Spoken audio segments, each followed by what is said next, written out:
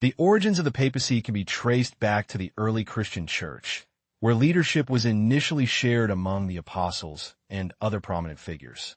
The term pope comes from the Greek word papas, which means father, and was originally used to refer to any bishop in the church. However, over time, the Bishop of Rome came to be recognized as the preeminent leader of the Christian community. One of the key figures in the transition from the early church leadership to the establishment of the papacy was Saint Peter, who is traditionally regarded as the first bishop of Rome and the first pope. According to Catholic tradition, Jesus appointed Peter as the leader of the apostles, giving him primacy among his peers. This belief is reflected in the doctrine of papal primacy, which asserts that the pope possesses supreme authority over the church.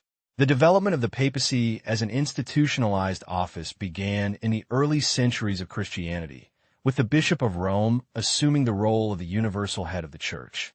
One of the pivotal moments in this process was the First Council of Nicaea in 325, where the primacy of the Bishop of Rome was affirmed and recognized by other bishops.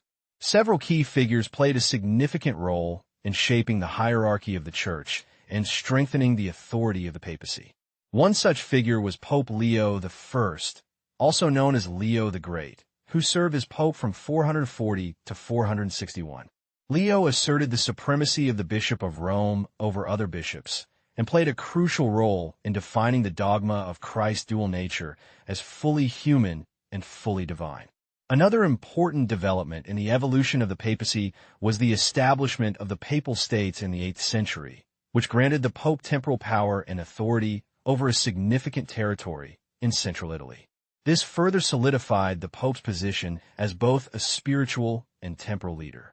The power dynamics within the Catholic Church have evolved over the centuries, with the Pope serving as the central figure of authority and unity for the faithful. The Pope is considered the successor of Saint Peter and the vicar of Christ on earth, representing Jesus' authority and guidance for the Church.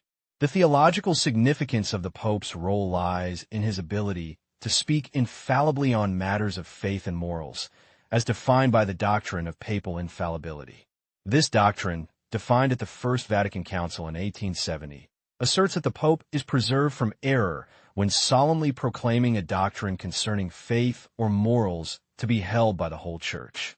In conclusion, the papacy has a rich history that dates back to the early days of Christianity.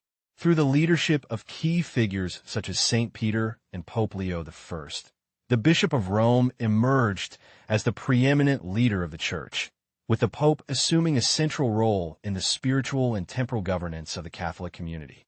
The development of the papacy reflects the dynamic evolution of the Catholic Church and its hierarchy, highlighting the enduring significance of the Pope's position as the head of the Church.